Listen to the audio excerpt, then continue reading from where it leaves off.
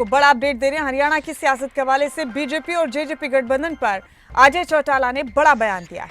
उन्होंने कहा कि हमारा आपस में कोई विरोध नहीं है, कभी भी फिर से एक मंच पर आ सकते हैं।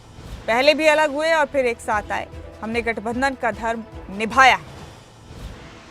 तो बड़ा बयान दिया बीजेपी जेजेपी गठबंधन को लेकर अजय चौटाला ने।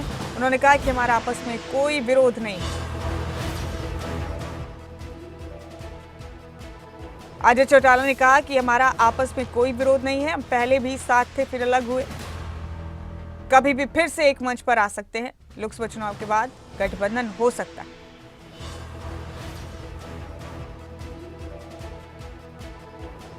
और मेरे साथ मेरे सहयोगी जगबीर घनघस इस वक्त फोन लाइन पर मौजूद हैं।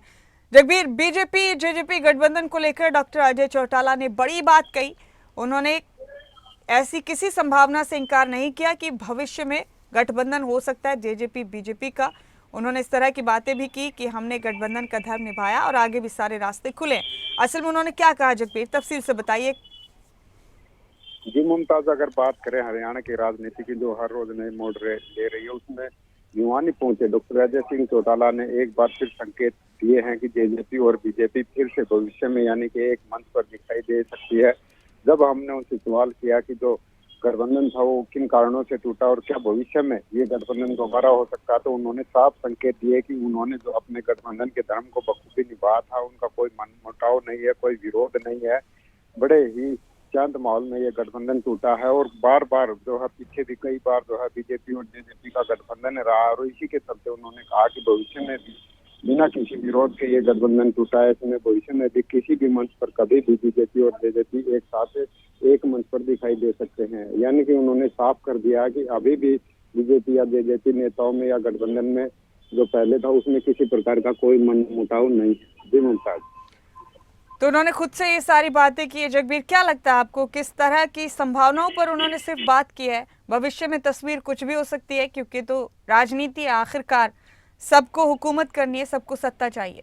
ये निश्चित तौर पर जिस प्रकार से अब लोकसभा चुनाव में हर पार्टी जो है वो सक्रिय दिखाई दे रही है, हर पार्टी 10 लोकसभा सीटों पर चुनाव लड़ रही है और इसके बाद जो जिस प्रकार से विधानसभा चुनाव होने हैं, इन हालातों को देखते हुए कह सकते हैं कि हर पार्टी जो है अलग अलग चुनाव लड़ेगी और जिस प्रकार से पीछे जरूरत पड़ी थी गठबंधन करने की, अगर इसी प्रकार से भविष्य में किसी पार्टी की कम सीटें आते हैं जेजेपी या बीजेपी की और दोनों मिलकर जो है एक साथ सरकार बना सकते हैं, तो उसी संदर्भ में अजय सिंह चौटाला ने कहा कि हरियाणा में अगर जरूरत पड़ती है तो वो फिर एक बार जो है बीजेपी के साथ आ सकते हैं, वो बीजेपी को अपना समर्थन दे सकते हैं या बीजेपी को उनको बीजेपी का समर्थन लेने की जरूरत पड़ेगी तो वो निश्चित तौर पर बिना किसी संकोच के ये समर्थन ले सकते हैं। यानी कि कह सकते हैं कि अगर भविष्य में यानी कि विधानसभा चुनाव में इस प्रकार के समीकरण बनते हैं कि जेजेपी या बीजेपी एक पूर्ण समर्थन के साथ सरकार नहीं बना पाते हैं, तो एक बार फिर वो पहले की तरह गठबंधन कर हरियाणा में सरकार बना सकते हैं। जी जगबीर, आप बने रहिए हमारे साथ। हम सुनाते हैं अपने दर्शकों को पहले कि अजय चौटाला ने क्या कहा है गठबंधन को लेकर,